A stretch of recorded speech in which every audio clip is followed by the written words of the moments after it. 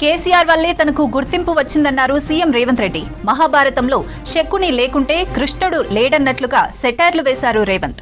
హరీష్ రావు కాలనాగు కంటే ప్రమాదమన్నారు.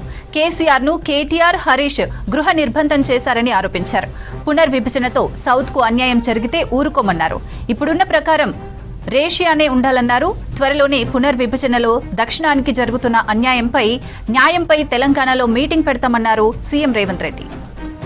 మరిన్ని details secretariat నుంచి యాదగిరి అందిస్తారు. యాదగిరి, మీడియా చిట్చాట్లో సీఎం రేవంత్ ఆసక్తికర వ్యాఖ్యలు చేశారో అప్డేట్స్ ఏంటి? ఇవాళ కొద్దిసేపటి క్రితమే ఏదైతే అసెంబ్లీ కమిటీ హాల్ ఉందో ఆ కమిటీ హాల్లో మీడియాతో CM Revanth Reddy chit chat చేశారు.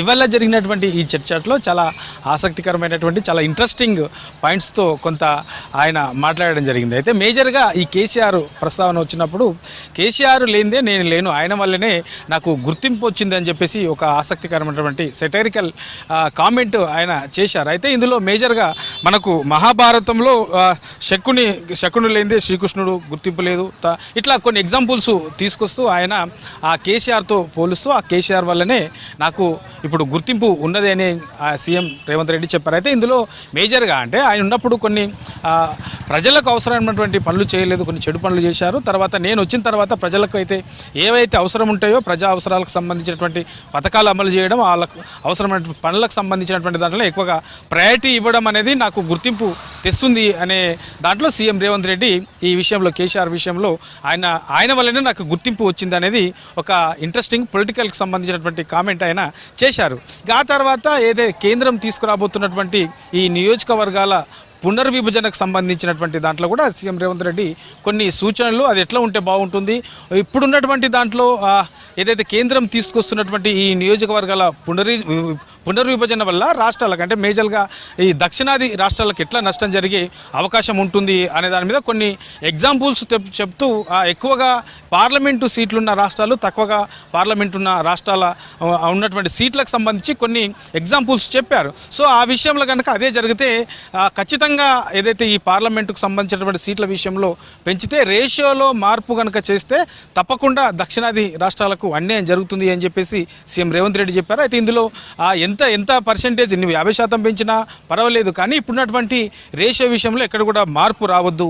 ఒకవేళ కనుక అందులో కనుక మార్పు వస్తే ఖచ్చితంగా దక్షిణాది రాష్ట్రాలకు నష్టం జరుగుతుంది. తర్వాత రాబోయే రోజుల్లో ఇక అంత ప్రాధాన్యత కూడా ఈ రాష్ట్రాలకు ఉండదు, అభివృద్ధి కూడా అంతంత మాత్రంగానే జరిగే అవకాశం ఉంటుంది. దీనివల్ల పొలిటికల్ నాయకులకు కానివ్వండి, లేదంటే ఏదైతే ఇప్పుడున్నటువంటి రాజకీయ నేతలకు కానీ పొలిటికల్ పార్టీలకు కానీ ఎట్లాంటి అన్యాయం ఉండదు, కానీ ప్రజలకు తీవ్ర నష్టం జరిగే ప్రమాదము ఉంది అని చెప్పేసి సీఎం రేవంత్ రెడ్డి ఈ ఏదైతే నియోజకవర్గాల పునర్విభజనకు సంబంధించినటువంటి అంశంలో కూడా ఆయన ఇట్లాంటి ఆసక్తికర వ్యాఖ్యలు చేశారు. తర్వాత ఇందులో మేజర్గా ఇప్పుడున్నటువంటి దాంట్లో బీజేపీ నేతలు బండి సంజయ్, తర్వాత కేంద్ర మంత్రి కిషన్ రెడ్డి, తర్వాత బండి సంజయ్, సో వీళ్ళందరూ కూడా మాట్లాడుతున్నటువంటి అంశాలలో ఈ ఏదైతే ఉన్నాయో వాళ్ళను దృష్టిలో పెట్టుకుని కూడా కొన్ని వ్యాఖ్యలు సీఎం రేవంత్ రెడ్డి చేశారు. ఇప్పుడున్నటువంటి దాంట్లో ఇప్పుడున్నటువంటి సిచ్యువేషన్ ప్రకారం ఉంది కాబట్టి అంతో ఇంతో దక్షిణాది రాష్ట్రాలకు కేంద్రంలో ప్రాధాన్యత ఉన్నది కాబట్టి కొంత ఇక్కడున్న వాళ్లకు కొన్ని పోస్టులు వస్తున్నాయి, కొన్ని ఉద్యోగాలు వస్తున్నాయి. ఒకవేళ పునర్విభజన జరిగిన తర్వాత రేషియోలో కనుక మార్పు వస్తే ఇక రాబోయే రోజుల్లో ఇప్పుడున్న ఉద్యోగాలు ఉండవు, రాబోయే రోజుల్లో కూడా వాళ్ళకు రావు. అది తెలుసుకోవాలి. ఎవరైతే ఇప్పుడు దీని మీద ఇష్టానుసారంగా మాట్లాడుతున్నారో, సగం తెలిసి సగం తెలియకుండా మాట్లాడుతున్నారో, పూర్తి స్థాయిలో అధ్యయనం చేయకుండా మాట్లాడుతున్నారో వాళ్ళందరినీ కూడా రాబోయే రోజుల్లో ఉన్న ఉద్యోగాలు కూడా ఊడిపోయే ప్రమాదం ఉంటుంది. వాటిని గుర్తించాలని చెప్పేసి సీఎం రేవంత్ రెడ్డి చెప్పారు. ఇవి పొలిటికల్కి సంబంధించినటువంటి అంశాలు.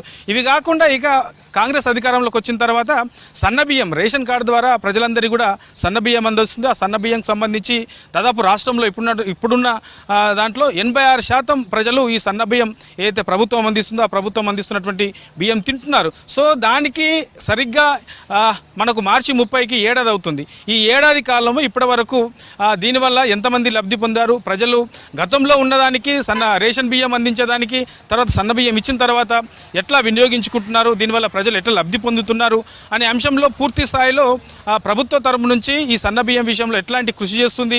సో ఇవన్నిటి అంశాల మీద కూడా సీఎం రేవంత్ రెడ్డి చెప్పారు. తర్వాత ప్రతి సంవత్సరం ఈ సన్నబియ్యం ద్వారా ఇప్పటివరకు ఏడాది అవుతుంది కాబట్టి ఈ ఏడాది కాలంలో 560 కోట్లకు సంబంధించి ఈ సన్నబియ్యంకే ప్రభుత్వం కృషి చేసింది చెప్పేసి సీఎం రేవంత్ రెడ్డి చెప్పారు. ప్రభుత్వం నుంచి ఈ రేషన్ కార్డు ద్వారా బియ్యం అందించినప్పటికీ ఈ దొడ్డు బియ్యం అందియడం వల్ల తీసుకున్న అవి అమ్ములు అంత యూస్ఫుల్ అయ్యేది కాదు. కానీ సన్న బియ్యం ఇచ్చినప్పటి నుంచి ఈ సంవత్సరం కూడా ఎవరైతే ఈ రేషన్ కార్డు హోల్డర్స్ ఉన్నారో, రేషన్ కార్డుకు సంబంధించినటువంటి ఫ్యామిలీస్ ఉన్నాయో వాళ్ళ ఖచ్చితంగా ఈ సన్న బియ్యం తీసుకున్నారు, సన్న బియ్యాన్ని తింటున్నారు. సో దీనివల్ల ప్రభుత్వానికి ఇటు పేరు వస్తుంది. కొంత ఈ సన్న బియ్యం వల్ల బడను ప్రభుత్వం మీద పడ్డప్పటికీ ప్రజలకు అవసరమైనటువంటి ప్రజలు ఏవైతే తింటున్నారో సో ఆ తినే సన్న బియ్యాన్ని మేము ఇస్తున్నామనే ఒక సాటిస్ఫాక్షన్ కూడా మాకున్నది అని చెప్పేసి సీఎం రేవంత్ రెడ్డి చెప్పారు. ఇక వీటితో పాటు ఇప్పుడున్నటువంటి పంటలకు సంబంధించి ఎక్కువగా మన దగ్గర ఈ తెలంగాణలో ఈ వరి అనేది ఎక్కువగా పండిస్తున్నారు. సో ఇక్కడ డిమాండ్ ఎంతైతే ఉందో దానికి రెట్టింపు ఈ బియ్యం అయితే పండిస్తున్నారు. కాబట్టి దీనికి సంబంధించి కొంత ఈ పంటలలో కొంత మార్పులు తీసుకురావాల్సిన అవసరం ఉంది.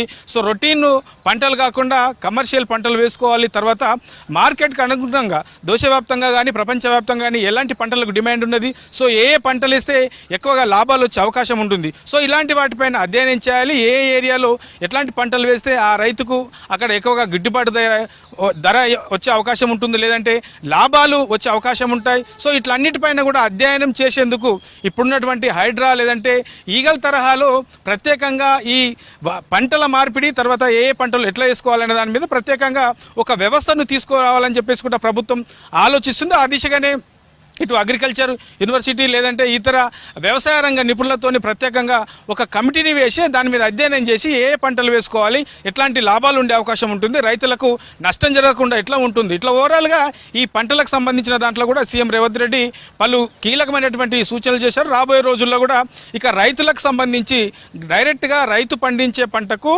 ఎవరైతే కొనుగోలుదారులు ఉంటారో డైరెక్ట్గా కొనుగోలు చేసే వ్యవస్థను తీసుకొస్తాం. మధ్యలో ఎవరు కూడా ఈ దళారీ వ్యవస్థ లేకుండా రైతులకు నష్టం జరగకుండా చూసే విధంగా ఒక ప్రత్యేకంగా ప్రణాళికను కూడా తీసుకొస్తామని చెప్పేసి సీఎం రేవంత్ రెడ్డి ఇవాళ జరిగినటువంటి చిట్ చాట్లో చెప్పారు. ఇట్లా ఓవరాల్గా ఒక పక్క రాష్ట్ర రాజకీయాలకు సంబంధించి తర్వాత మరోపక్క కేంద్ర ప్రభుత్వం తీసుకురాబోయే ఈ ఏదైతే నియోజకవర్గాలకు సంబంధించినటువంటి పునర్విభజన ఉందో దానికి సంబంధించి ఈ పంటలకు సంబంధించి రాష్ట్రంలో ఎట్లాంటి పంటలు వేసుకోవాలి, ఎట్లాంటి మార్పులు రావాల్సిన అవసరం ఉంది, ఏ పంటలు వేసుకుంటే బాగుంటుంది, దానికి సంబంధించి ప్రభుత్వం రాబోయే రోజుల్లో ఏం చేయబోతుంది.